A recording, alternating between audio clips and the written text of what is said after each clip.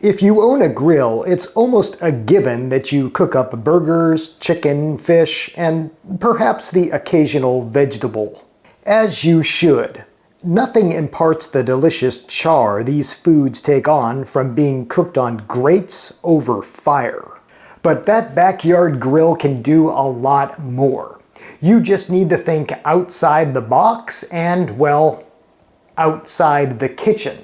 So today we're going to be stepping outside and I'm going to show you 5 other foods that you should be grilling. Hello and welcome to I Want to Cook. My name is Chef Matt and this channel is all about helping you be a better cook. And after watching this video, you're going to be a better griller. Now, grilling is a fine art, if you know. Even expert grillers will acknowledge this, especially if you're working with something like charcoal. Today we're going to be using a gas grill, but these recipes and these ideas will work on any grill. So let's step outside and get grilling. And here we are outside with our grill. It is raring to go. Now let me tell you the 5 foods that you should be grilling up.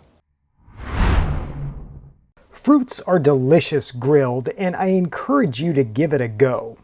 If you've ever grilled a pineapple ring to go with that teriyaki chicken, you know what I mean.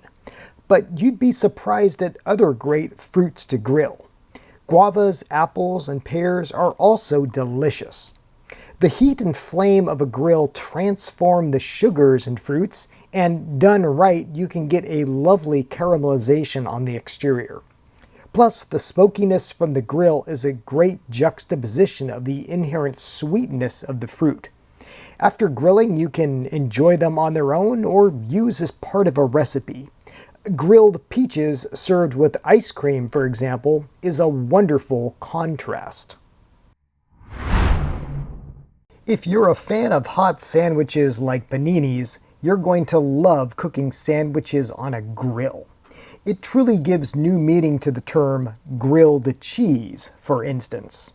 Just assemble the sandwich as usual and plop it on the grill, turning it so both sides get those luscious grill marks. Pro tip: when assembling the sandwich, rub or brush the exterior of the 2 pieces of bread with olive oil before grilling. This will both help it brown better and lend some protection from the heat, plus add flavor. Similarly, another thing that I like to grill are quesadillas, especially the kind I make with corn tortillas. Those hold up really well to the heat, and here again, you get a wonderful melted product with those luscious grill marks and slight smoky flavor. When you close the lid of a grill, you essentially turn it into an oven. And you can bake things in an oven. Now, admittedly, a grill as an oven won't give you all the control and flexibility of a standard oven.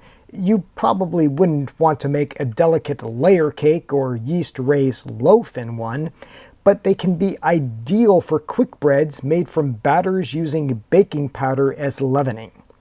One of my favorite quick breads to cook on a grill is cornbread. Even better, cornbread that's been cooked in a cast iron pan. It not only cooks the cornbread perfectly and quickly, but it lends a nice smoky hint of flavor to it. Hey, remember when I tried to make s'mores on that awful s'more device and it turned out to be kind of a catastrophe? Well, one of these works a lot better. It turns out that making s'mores on a grill is just as much fun as making them on a campfire, and actually a lot less messy because you can get closer to the flame. And those flames are key to, well, making s'mores on a grill. Just like with a campfire, you have a live flame, so all you need to do is stick your marshmallow on some sort of device that you can put over that flame, and then just char it to your heart's content.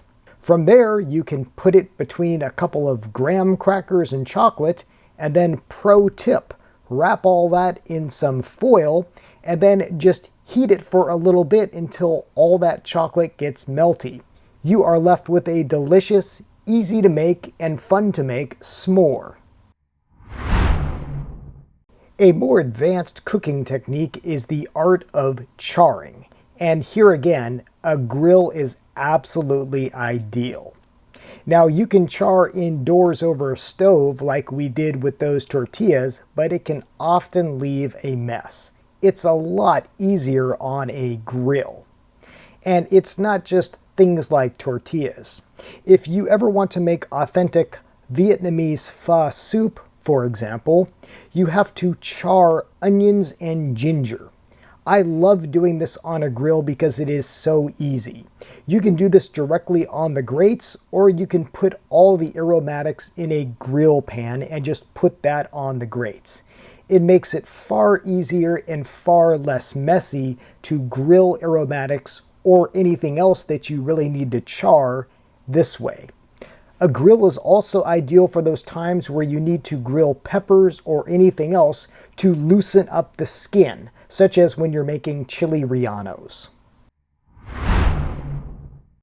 Now this last bonus one is only for gas grills because it involves a side burner.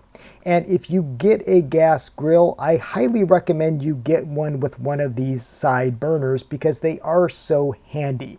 They're essentially, well, a stovetop that you can use outdoors. Now you might use these when you're grilling, perhaps you are heating up a sauce in them, but you can do so much more. I use them all the time when I'm cooking rather smelly foods that I don't want to cook indoors. Everything from eggs to liver for my dogs. All that smell just goes, well, out into the air and not in the kitchen. They are super handy to have, and you might just find yourself using the side burner without even using the main grill itself. So those are the 5 other foods that you should be grilling, and I bet you have a few more. So let me know in the comments below what other foods you love to grill up. If you're wondering about the grill that I've been using to grill up all that wonderful food, this is from Monument Grills. They actually sent this to me to review, and I've really enjoyed testing it. I've been cooking with it just about every day. This is the latest from their Mesa series, and it's got some great features that, well, I've never seen on a grill before, including this window here that lets you monitor your food as it cooks without having to open the door. Of course, it's got that super convenient side burner, and this is really neat. This allows you to light up the knobs, perfect if you're cooking at night. I'll put a link in the description below if you're interested in learning more about this grill. Thanks to Monument Grills for letting me check out your latest. This is really cool. Okay, trivia time. Last week I asked you to identify this big old device that lives outside, and several of you got it correct. This is, of course, a charcoal starter, and this is for a charcoal grill. We obviously wouldn't need this for that Monument that we're using, but if you use a charcoal grill, these are really handy. The way they work is you put all your charcoal briquettes in this. You usually put some paper or something flammable underneath. You light it, and this helps the charcoals get hot faster. Then you pour them on the grill, and well, you get grilling. For this week's culinary tool trivia, I think I might stump you on this one. This thing is wild. I, of course, bought this thing new in the box at a thrift store, and well, it's peculiar. Let's just say that. If you know what this thing is or you have a guess, put it in the comments below, and I will, of course, let you know the correct answer in the next episode. As always, thank you so much for watching. Thank you for subscribing. Until next time, I hope you want to cook.